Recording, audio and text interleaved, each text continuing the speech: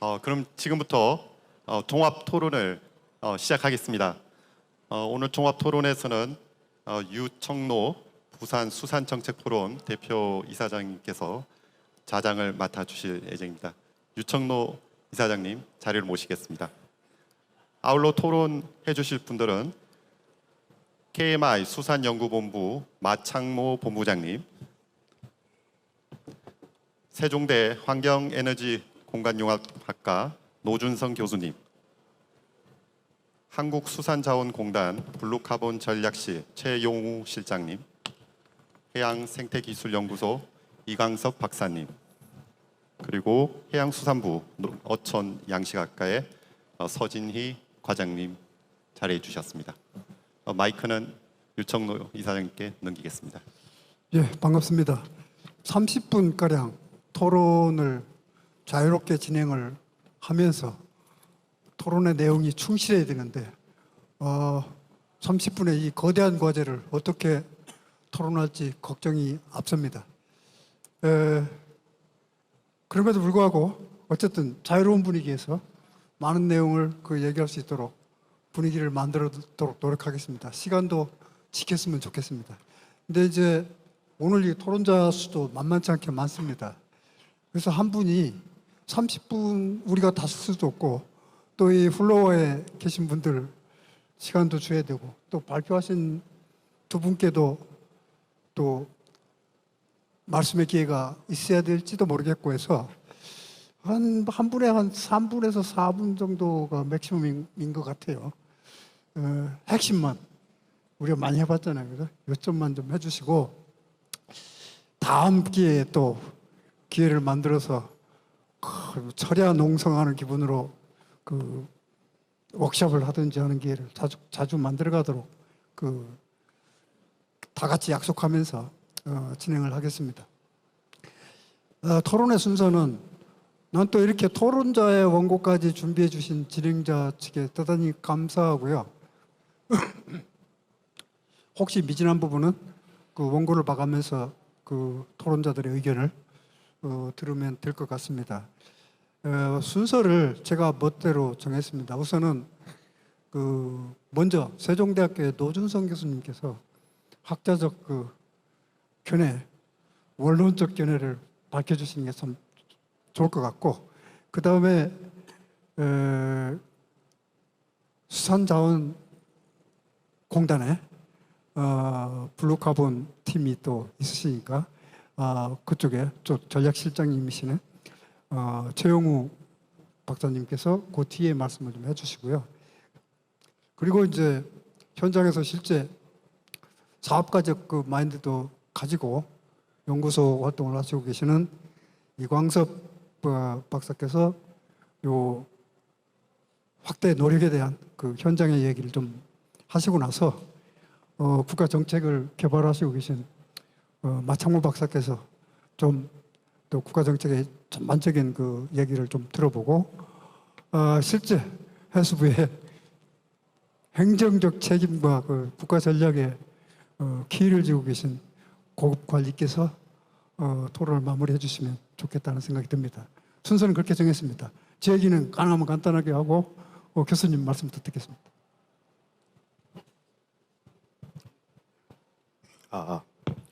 네, 마이크 잡았으니 시작해 보도록 하겠습니다. 저는 세종대학교에서 온 노준성이라고 합니다. 인사 먼저 드리겠습니다.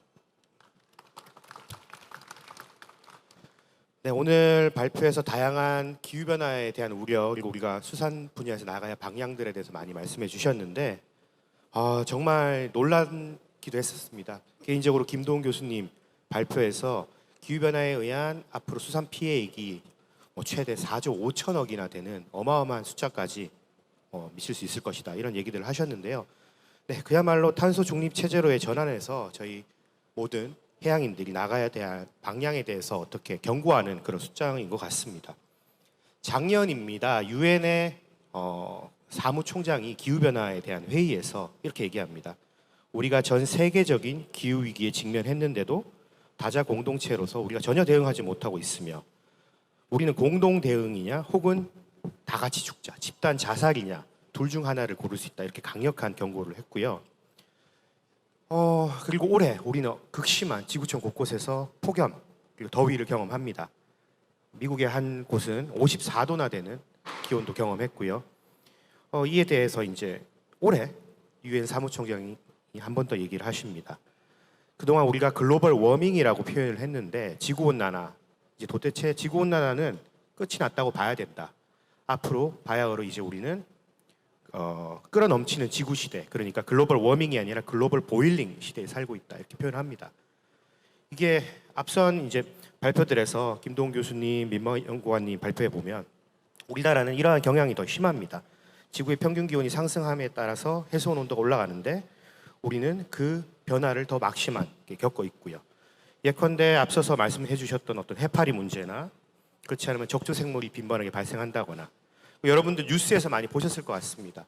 정어리 자원이 올라오는데 수온 변화나 아니면 산소 고갈 등에 의한 문제로 폐사가 많이 이루어지고 있습니다. 점차 우리 해안에서 살고 있었던 생물들이 살기 힘든 환경이 되는 것입니다.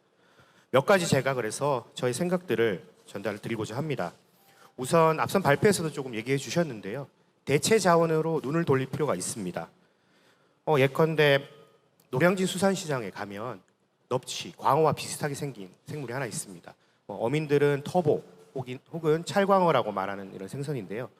정식 명칭은 대문짝 넙치라고 하는데 맛도 있습니다. 이런 대체 자원들이 많이 있습니다. 앞서서 해수부에서도 열심히 노력하고 있는 대체 자원들, 고수온에 견딜 수 있는 자원들에 대한 탐색이 많이 이루어지고 있는데 저도 그 의견을 더 보태고 싶습니다. 특히 육상에서 이것들을 컨트롤할 수 있는 양식 체계들을 개발하는 것도 필요합니다. 예컨대 해삼이나 멍게와 같이 조금 까다로운 종들은 육상의 어떤 순환 여과식 혹은 저탄소 친환경 방식, 아쿠아포닉스 같은 것들이 있을 텐데 이러한 기법들을 적극적으로 활용해서 우리도 새로운 양식 기법을 가지고 가는 게 필요하다고 생각합니다. 뿐만 아니라 수산 분야에서 광어 아니면 이제 이런 해삼, 멍게뿐만 아니라 어떤 식물 자원에 대한 눈을 좀 돌릴 필요가 있다고 생각합니다. 해양 생태계에서 식물은 물론 엄밀히 말하면 식물은 아니지만 해조류가 햇빛을 받아 광합성을 하고 산소를 발생시키는 그런 식물 자원으로 볼 수 있습니다. 앞선 박진순 교수님 발표에서 말씀하셨던 염습지, 맹그로브 잘피림, 국제 인증되고 있는 현 시점의 액셔너블 블루카본이라고 표현합니다. 하지만 세계인들이 가장 꼽고 있는 자원 중에 하나가 이머징 블루카본이 있습니다. 차세대 새로운 주자죠. 그 중에 가장 유력한 것이 해조류입니다. 우리 수산 앞으로의 기후변화 적응형 발전을 위해서 이 해조류를 어떻게 양식할 것인지에 대한 이해가 필요합니다.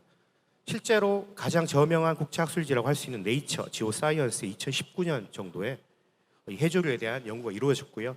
해조류는 생애가 끝난 후 수면으로 이동해서 심해로 들어가는 과정을 거치게 되는데 무려 4,000m 깊이에서 최대 24%까지 잔존하는 걸 확인했습니다. 우리나라 동해 해조류 사업도 지금 진행 중이고 해조류도 많고 심해 공간이 있습니다. 이런 공간을 활용해서 블루카본 제거자로서 해조류를 적극적으로 이용하는 방법들이 필요합니다. 다양한 적용이 있을 건데 한 가지 예를 들어보면 선진국에서는 부유식 양식을 해조류에 대해 추진하고 있습니다.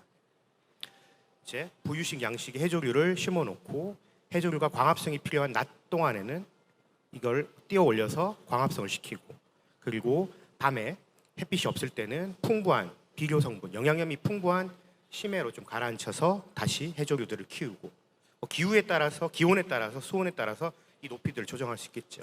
그러한 방법 우리나라 기술력으로 충분히 가능하다고 생각합니다. 다만 필요한 거는 이에 걸맞는 지원일 거라고 생각합니다. 제 개인적으로도 연구하는 주제 중에 하나가 더 있습니다. 이런 아열대 자원으로 눈을 돌려야 될 텐데요. 지구온난화, 지구 끌어넘치기, 보일링 이렇게 얘기하는데 아열대 환경이 되면 아열대에 있는 해산 식물들이 올라옵니다. 현재 국제 인증되는 맹그로브 같은 자원들 이제 앞으로 우리나라에서 자연스럽게 정착을 할 텐데요. 이것들에 대한 선제적인 어떤 연구 전략들을 세우고 길러서 우리나라 생태계에서 활용할 수 있는 방안 그리고 토착 생태계에 영향을 어떻게 해야 적게 미칠 것인지에 대한 그런 것들에 대한 관심이 또 필요하다고 개인적으로 얘기를 하고 있습니다. 저 역시도 해당 분야에 대한 연구들이 준비 중이고 진행 중인 부분들이 있습니다. 그래서 어떻게 보면 우리나라에서 기존에는 지금 산림청에서 개도국 산림을 통한 온실가스 배출 감축 및 탄소 축적 증진 지원에 관한 법률을 통해서 2024년부터 이게 시행이 되는데 연안에 있는 그런 탄소 자원들을 구매하는 것들이 지금 방안입니다. 그러면 해수부에서는 우리 영토 내에서 이런 것들을 잘 가꿀 방법들을 잘 론칭을 한다면 향후 미래 탄소 먹거리를 위한 또 하나의 브랜드로 해수부가 우뚝 설 수 있지 않을까 그렇게 또 생각을 해봅니다. 이렇게 발표 마치겠습니다. 감사합니다. 예, 짧은 시간에 좋은 새로운 그 의견까지 감사합니다. 이어서 수산자원공단의 블루카본 전략실장님, 실제로 많은 사업을 하시고 계시니까 또 실감나는 얘기 해주십시오. 네, 먼저 인사드리겠습니다. 한국수산자원공단 블루카본 전략실 최용우라고 합니다. 네, 일단 발표 내용에 앞서가지고 아마 이렇게 오늘의 주제 관련해 가지고 가장 비슷한 조직에서 이렇게 좀 토론을 할 수 있게 돼 가지고 상당히 영광스러운데 저희 공단에서는 이 블루카본에 대한 중요성 그리고 향후의 경쟁력들을 충분히 반영해서 9월 1일자로 블루카본 전략실이라고 하는 부서를 신설을 해서 거기에 체계적으로 대응을 하고 있습니다. 그런 그 목적 그리고 기관이 하는 사업에 기반해 가지고 제가 주제로 발표를 하도록 하겠습니다.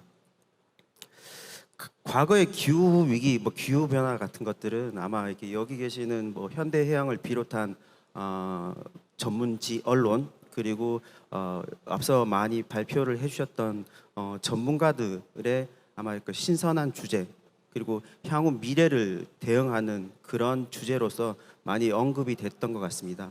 근데 최근 몇 년 동안에 국민들 역시도 기후 변화 혹은 기후 위기에 대해서 조금 많은 관심을 가지고 있는 것 같습니다. 그 덕분에 블루카본, 그린카본이라는 이런 주제들이 국민들 그리고 여기 세미나에서도 거론이 될 수 있는 기회가 되지 않았나 싶습니다.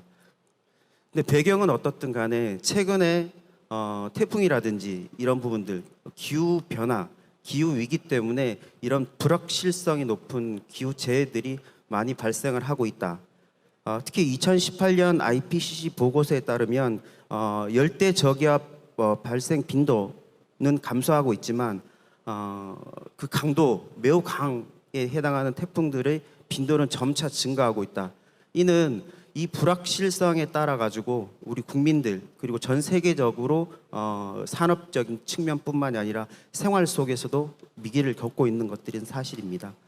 또한 일단 수산 분야에 국한해서라도 계속되는 고수원 그리고 겨울철 이상 기후 그리고 적조의 기간 확대 등에 따라서 진짜 수산 재해라는 용어가 걸맞게 지금 피해들을 많이 보고 계십니다. 하지만 이런 노력들은 과거에서부터 정부가 많은 준비들을 차근차근히 해오고 있었습니다. 제4차 지속가능 발전 기본계획 그리고 국가 온실가스 감축 목표 설정 그리고 2050 탄소 중립 추진 전략 등을 통해 가지고 탄소에 대해서 어떤 식으로 대응해서 기후 변화에 차근히 준비를 할까라는 그런 정책적인 측면도 많이 준비를 하고 있었습니다. 또한 금년도에는 국회에서도 기후 위기 대응을 위한 탄소 중립 녹색 성장 기본법을 제정을 해가지고 흡수원이라든지 배출에 대한 관리 이런 것들에 대해서 수산뿐만이 아니라 해양 그리고 산업적인 측면에서도 체계적으로 관리할 수 있는 토대를 만들어서 저희 해양수산에서도 충분하게 그 법을 활용을 하고 있습니다. 하지만 정부하고 국회의 노력들에도 불구하고 해양수산 분야에는 아직까지 조금은 현장에서 그런 필요성이나 아니면 체계적인 대응들이 조금 미흡하지 않나 싶습니다.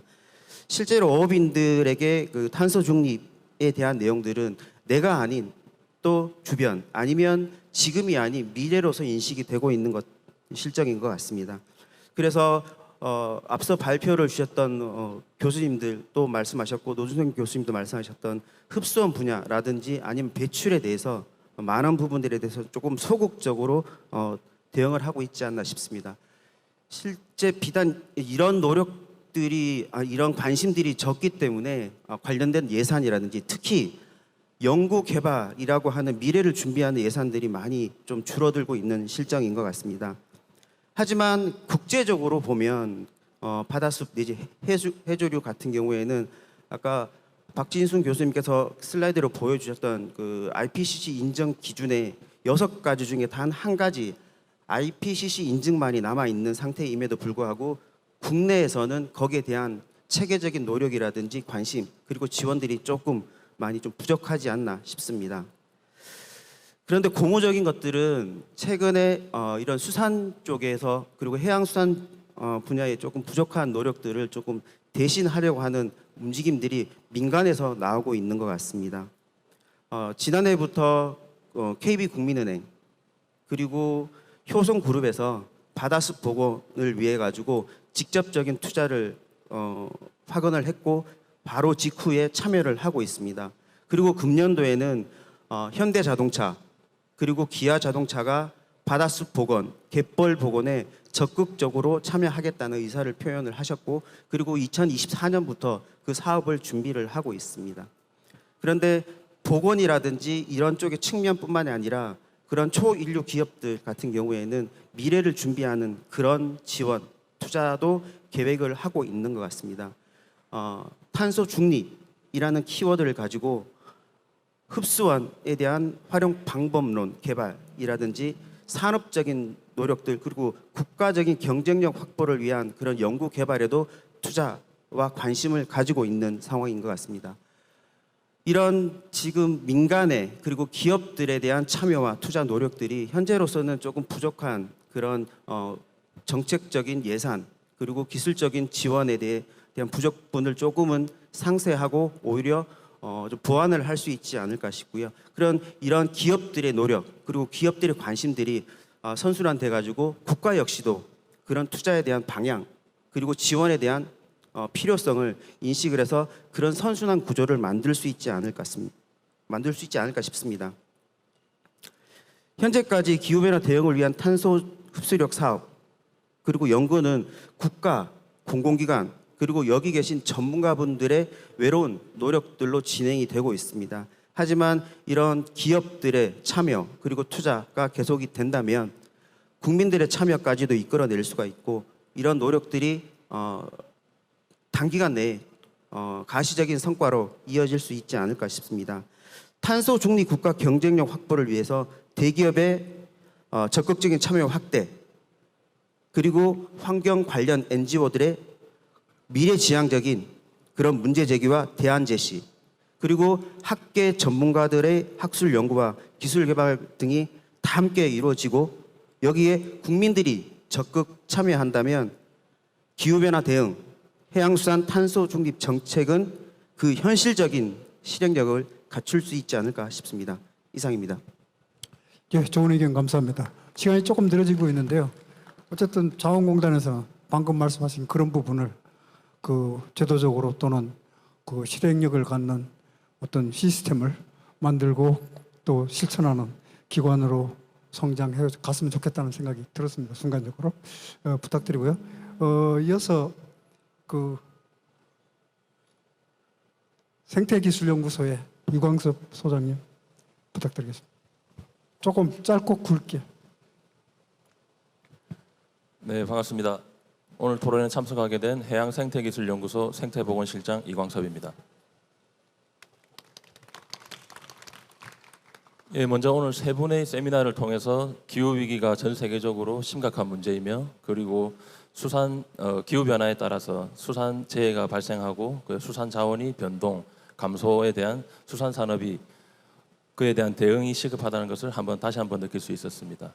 그리고 이러한 그 기후 변화 위기를 대응하기 위해서 탄소 중립이 그만큼 필수적이라고 생각되었습니다. 탄소 중립은 아시다시피 기후 변화의 주요 원인인 이산화탄소의 농도가 더 이상 증가되지 않도록 배출을 줄이는 순 배출량을 제로로 만드는 것으로서 배출되는 산소를 줄이고 그리고 생태계가 흡수할 수 있는 탄소를 늘리는 방식으로 실현 가능합니다. 그래서 앞서 김도원 교수님께서 말씀하신 수산 분야의 탄소 중립 대응 방향 중에 친환경 및 에너지 절감형 기술 개발, 그리고 어선의 신조 대체, 그리고 어업 폐기물의 자원화 방안 이런 것들은 탄소를 줄일 수 있는 그러한 방안들이고 갯벌을 복원하고 그리고 바다숲 조성을 확대를 통해서는 탄소 흡수를 늘릴 수 있는 그러한 방법일 수 있습니다. 그러나 아시다시피 해양이나 산업 그리고 환경, 에너지 이 다양한 분야에서 탄소 배출을 제로로 만들기는 쉬운 일이 아닙니다. 그렇기 때문에 탄소를 흡수하는 그런 흡수량을 늘리는 것이 중요하다고 할 수 있습니다. 그래서 생태계에서 흡수할 수 있는 탄소로는 육상 생태계가 흡수하는 그린 카본, 그리고 박진순 교수님께서 발표하신 해양 생태계가 흡수하는 블루 카본이 있습니다. 최근 이 중에 탄소 중립을 위해서 블루 카본을 차세대 탄소 흡수원으로 주목하는 이유가 있는데 그린 카본에 비해서 경제적이고 효율적이라는 이유가 있습니다. 예를 들어 연간 약 2.4kg의 이산화탄소를 흡수하는 데 있어서 그린 카본의 경우에는 12제곱미터의 면적이 필요로 하는데 블루 카본의 경우에는 7제곱미터의 면적이 필요하게 됩니다. 그리고 그 식재 비용 자체도 그린 카본에 비해서 20분의 1 수준이며 그리고 관리 비용 또한 별도로 들지 않는 그러한 장점이 있습니다. 그리고 갈대의 경우에는 생장 기간이 1년 정도로 짧기 때문에 블루 카본의 경제성은 그린 카본과 비교해서 엄청난 편익이 있다고 말씀드릴 수 있습니다. 또한 그 유엔과 IUCN에 따르면 블루 카본의 이산화탄소 흡수 속도는 그린 카본에 비해 최대 50배 이상 빠른 것으로 보고하고 있습니다. 이렇듯 그 현재 블루 카본에 대한 과학적인 연구나 정책이 육상의 탄소 흡수에 비해서 초기 단계인 상황인데 국제사회에서는 지금 탄소 중립 및 기후 위기 대응에 있어서 블루 카본을 그 가능성에 주목하고 있습니다. 이에 해수부가 2030 NDC 그리고 2050 탄소 중립 로드맵에서 그 차질 없이 목표를 달성하는 것을 목표로 하여 블루 카본 추진 전략을 발표하였습니다. 블루 카본 추진 전략은 크게 해양의 탄소 흡수력 및 기후재해 대응력 강화, 그리고 민간, 지역, 국제 협력 등 블루 카본 조성 참여 확대, 끝으로 신규 블루 카본 인증 및 장기 추진 기반 마련 등 3가지 전략으로 구성되어 있습니다. 첫 번째, 해양의 탄소 흡수력 및 그 기후재해 대응 능력 강화에서는 염생식물 식재를 통해서 그 면적을 증가시키고 그리고 해조류, 해초류 등 바다숲 조성을 통해서 그 면적을 또 증가시킬 수 있습니다. 그리고 그 폐염전, 양식장과 같이 그 간척지 등을 해수 유통을 통해서 갯벌을 복원하여 그 기능을 회복시키고 그리고 그 갯벌 등을 보호구역으로 지정하여서 탄소 흡수원의 가치를 유지할 수 있습니다. 그리고 탄소 흡수형 연안 기술 개발을 통해서 그 콘크리트로 이루어진 인공 해안을 자연 해안선으로 전환하는 것도 하나의 방법이 될 수가 있습니다. 두 번째로는 그 민간, 지역, 국제 협력 등 블루 카본 조성 확대인데 앞서 그 최영호 실장님께서 말씀하신 것처럼 민간에서 ESG 경영 연계를 확대하는 방안을 추진할 수 있습니다. 또한 그 국제 감축을 통해서 국외 탄소 흡수량도 확보할 수 있습니다. 동남아 등의 주요 협력국을 중심으로 양다자 협력 그리고 국제기금 활용, 그리고 ODA 사업 확장 등을 통해서 사업을 추진할 수 있습니다. 끝으로 그 갯벌이나 그 해조류 같이 아직 IPCC에서 인정을 받지 못하고 있는 유력한 블루 카본 호흡원을 국제적으로 인정받을 수 있도록 그 학계에서는 연구를 집중해야 될 것 같습니다. 또한 장기적으로 블루 카본 활성화를 위해서 관리나 법적 기반을 탄탄하게 마련하는 것이 중요할 것 같습니다. 그리고 이러한 기후 변화에 대응하고 탄소 중립을 실현하기 위해서는 그 학계의 연구와 정책 그리고 홍보 이 모든 것이 잘 이루어져서 지속돼야 될 것으로 판단됩니다. 예, 이상입니다. 예, 업계의 시각에서 기여할 수 있는 요소들을 조목조목 설명을 해주신 것 같습니다. 어쨌든 이게 블루 카본이라는 이슈로 만들어질 수 있는 모두가 참여하는 클러스터를 어떻게 구축해 가느냐는 부분이 우리에게 주어진 과제인 것 같습니다. 이어서 그 마창모 박사님. 안녕하세요. 한국해양수산개발원에서 수산연구본부장을 맡고 있는 마창모입니다.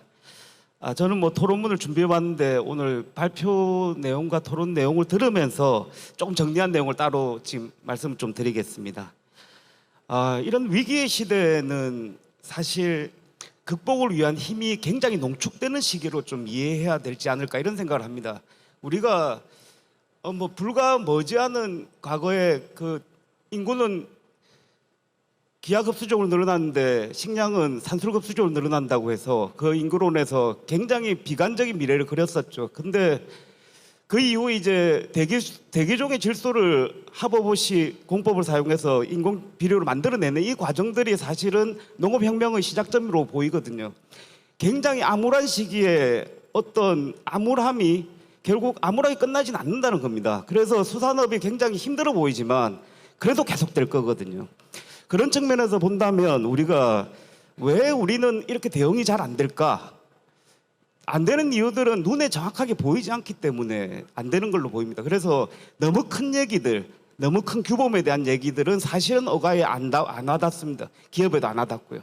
그러면 우리가 작게 실천할 수 있는 것들이 무엇인가를 좀 고민해야 되는데 그 이전에 우리가 해야 될 것들은 이 국가 간의 경쟁, 산업 간의 경쟁, 우리가 공산품을 생산하는 탄소 배출과 식량을 생산하는 탄소 배출은 가중치가 틀립니다. 똑같은 가중치로 봐서는 안 된다는 거죠. 그 전략을 세울 때는 우리가 국가 차원에서 전략과 산업 차원의 전략, 산업 내에서의 전략, 그리고 수산업 안에서의 어선업과 양식의 전략. 어선업은 전기선으로 가든 LNG로 가든지 간에 어쨌든 기술의 성숙도가 선행되고 그것이 민간의 수용성으로 될 때 이게 발현이 될 수 있는 부분이 있습니다. 그럼 시간이 걸리는 거죠. 그럼 어선업은 화석연료에 의한 것. 지금 양식은 사실은 육상 대규모 양식으로 가는 과정에서는 간접 배출에 대한 것입니다. 그럼 간접 배출에 대한 것이 신재생에너지로 옮겨가서 탄소 중립이 된다면 오히려 빠른 결론이 가기 때문에 하나의 단백질을 생산하는 과정에서 어선업이 이행하는 과정이 조금 더디다면 양식적으로 이용하는 거고요. 탄소 중립을 무조건적으로 지키자 이게 아니고 우리는 양식 산업이 성장하면 양식 생산 늘려야 됩니다. 늘려야 된다면 탄소를 늘릴 수밖에 없죠. 그렇지만 단위당 생산하는 탄소의 배출 양은 줄여야 되는 거죠. 그래서 이제 전략을 마련할 때는 굉장히 큰 의미에서의 접근보다 조금은 더 세분화시켜서 접근하는 게 좋지 않을까 이런 생각이 들고요.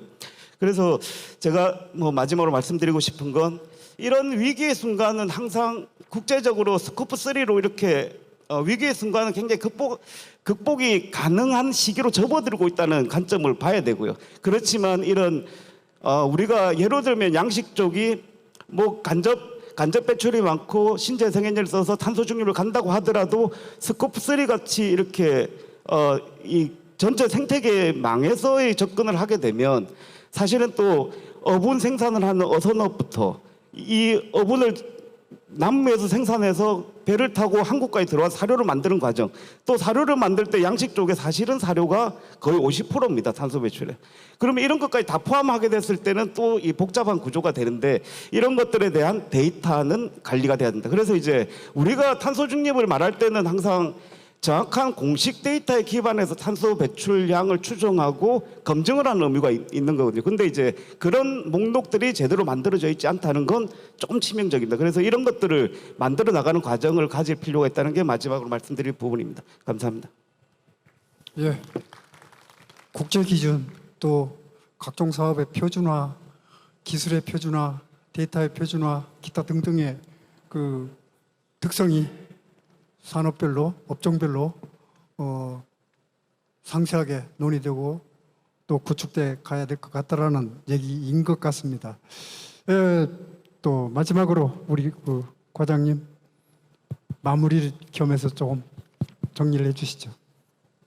네, 반갑습니다. 해양수산부 어촌양식정책과장 서진입니다.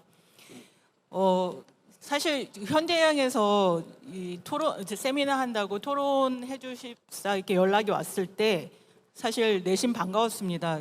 그러니까 지금 한 10년 전 일인 것 같은데 제가 이제 녹색성장의 기후변화 정책과장으로 이제 파견하면서 기후변화 정책과장 때 했던 일이 그 온실가스 배출권 할당 및 거래에 관한 법률을 제정했었습니다. 그리고 이제 그 해수부에 다시 돌아와서 이제 해운 회사 쪽에 근무하면서는 환경 친화적 선박의 개발 및 보급 촉진에 관한 법률 아까 김동 교수님 잠깐 언급해 주셨는데 그 업무를 하고 이제 돌아서 수산 파트에 와서 제일 먼저 했던 일이 저희 과의 이제 기후 변화 재해 대응 팀을 만들었던 거였습니다. 근데 사실 이제 제가 이렇게 쭉 이렇게 보면은 수산 파트는 사실 그 기후변화 대응 정책에서 이제 기후변화 대응 정책이 기후변화 적응하고 그 완화, 미티게이션 이렇게 두 가지 분류로 본다면 수산 파트는 기후변화 적응에 초점을 맞추고 많은 정책들을 해왔던 것 같습니다. 뭐 예를 들어서 지금 저 민병환 연구관이 수가원에서 해준 그 어장의 환경을 모니터링하고 거기에 대해서 재해 예방 장비를 보급하고 재해 복구비를 지원하고 이런 기후변화 적응 과제와 장기적으로는 뭐 그 고소온 내성 품종, 신품종 개발, 아까 대체 자원 얘기도 해주셨는데 그런 일들 위주로 진행이 돼 있었고 그 온실가스 감축이나 미티게이션 쪽을 얘기를 하면 수산이나 양식은 식량 생산 측면에서 가장 탄소 배출이 적은 분야인데 무슨 감축을 얘기하냐 이러고서 이제 큰 관심이 사실 없었던 게 사실입니다. 근데 이제 제가 여기 와서 이제 그 새로 이제 내년에 신규 예산 어떤 부분도 그렇고 어떤 부분에 관심을 갖고 있냐면 그 이제 저희는 이제 양식 파트니까 양식 어업인들의 그 경제적인 그 수익을 창출하고자 하는 합리적 의사 결정이 국가 전체의 온실가스 감축으로 이어졌으면 좋겠다. 그런 정책 메커니즘을 만들고 싶다는 생각을 했습니다.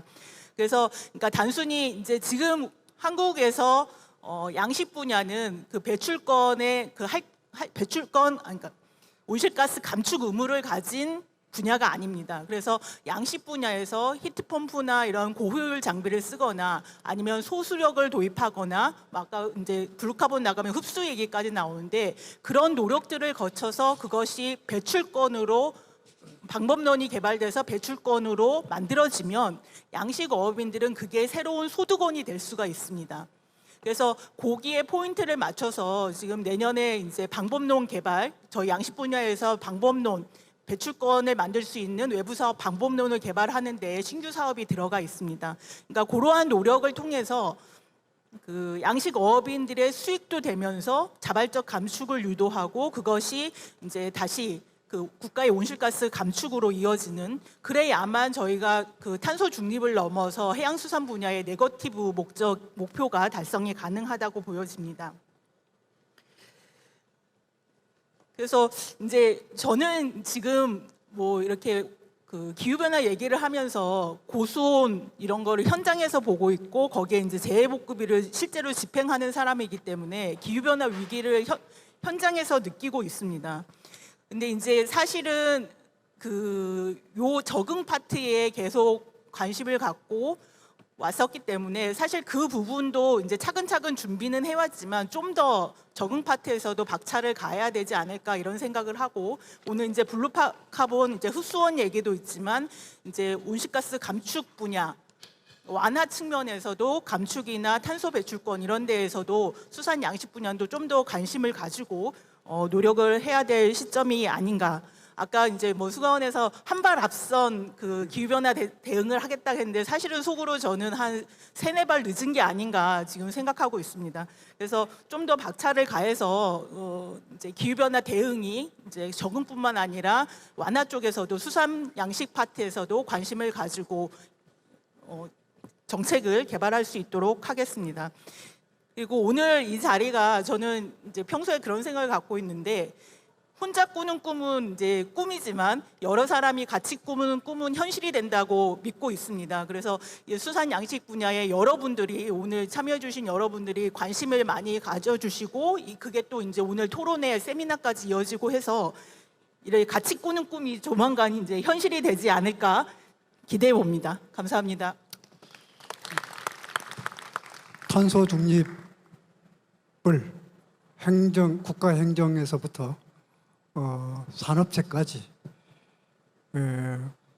각종 그 산업 요소에서 중요한 설계, 디자인 또는 그 과제로 사업 내부에 깊이 침투할 수 있도록 하자는 의도로 들렸습니다. 저는 오늘 이 열기가 이렇게 토론회 마지막까지 이렇게 많은 분이 바닥에 앉아 계신데 그냥 넘기기 너무 그렇고 시간이 좀 늦어서 이건 전적으로 좌장이 잘못해서 그런데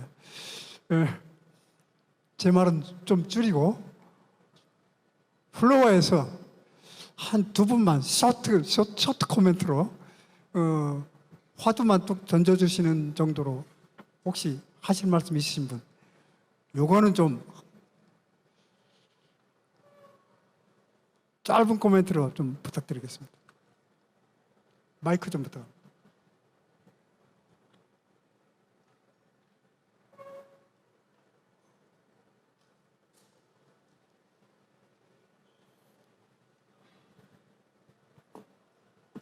네.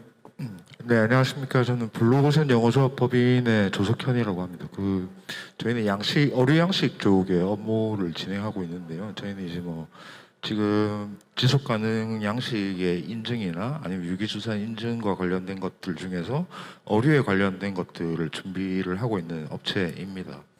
그러니까 사실 저희가 이제 준비하면서 에너지 관련된 것들, 그러니까 기존에 이 라이브 PD를 사용하다가 이제 배합사료, 거기다가 이제 친환경 배합사료 이렇게 넘어가다 보니 연료 저감률이 상당히 높다는 것을 인지하고 거기에 대한 어떤 탄소의 배출량을 계산해 봤을 때 보통 한 저희 소규모 어가 같은 경우도 1헥타에 한 100톤 정도의 탄소를 줄일 수 있는 정도 수준이더라고요.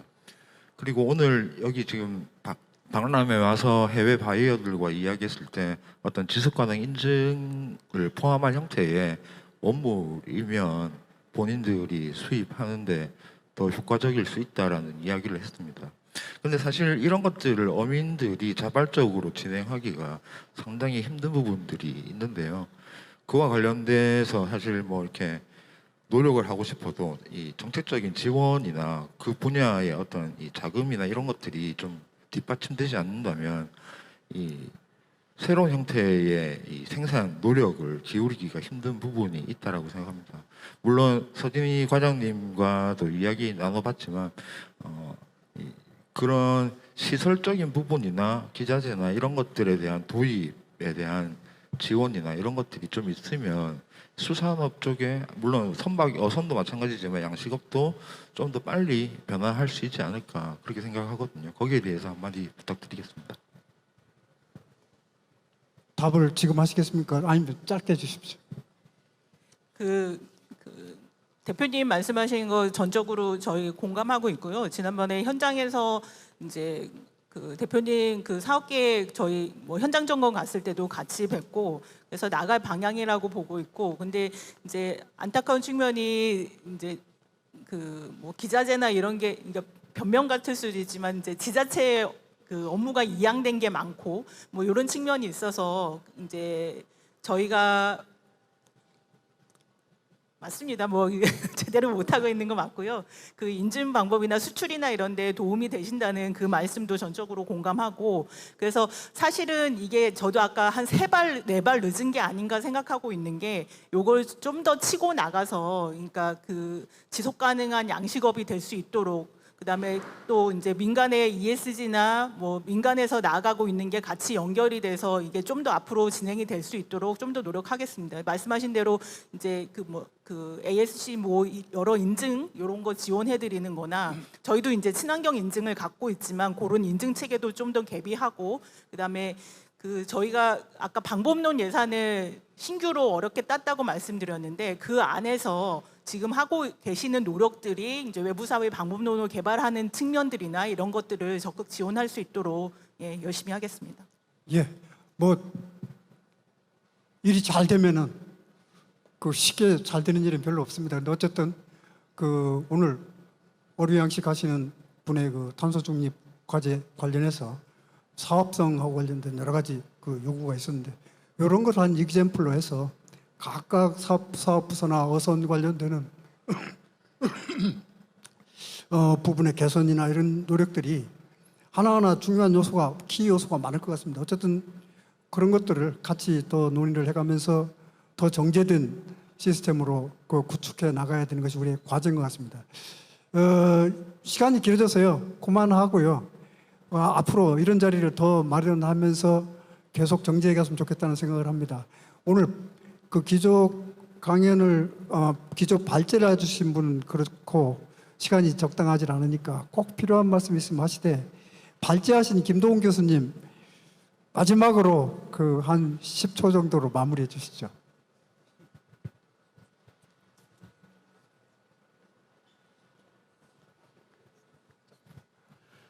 간단하게 아까 우리 마창모 본부장님 뭐 어떻게 변하면은 갈 거다라고 하는데 저는 그렇게 생각하지 않습니다. 미리 대응을 해야 잘 변해가는 거지 뭐 어떻게든 적응되면은 뒤처질 수밖에 없다. 간단하게 그 말만 남기겠습니다. 예. 자, 오늘 다양한 의견 일단 그 바닥 위에 펼쳐놓은 걸로 하고요. 앞으로 계속 이 탄소 중립, 탄소 제로, 뭐 아리백 등등 각종 이런 지표들이 그 산업계나 정부나 막 그 언급되고 있는데요. 이런 부분들 우리가 해결해야 될 숙제인 것 같습니다. 오늘 언론사하고 국가 정책 개발을 하는 KMI에서 이런 시간을 만들었으니까 앞으로 각종 또 산업계에서도 만들고 정부에서도 만들고 해서 논의의 장을 계속 활성화시키는 계기로 됐으면 좋겠습니다. 오늘 여기 앉아 계신 분들 너무 고맙고요. 이 앉아서 들어주신 이 노력이 헛되지 않도록 저도 수산 정책 포럼에서도 그렇고 각종 그 자리에서 탄소 중립의 중요성을 각종 그 사업의 설계 요소로 필수 설계 요소로 도입할 수 있도록 기술자로서 그렇게 제안을 하면서 마무리를 하겠습니다. 대단히 감사합니다. 오늘 수고 많이 하셨습니다. 예, 감사합니다. 종합 토론을 해주신 유청로 대표 이사장님과 5분의 토론자님께 한 번 더 뜨거운 박수 부탁드리겠습니다.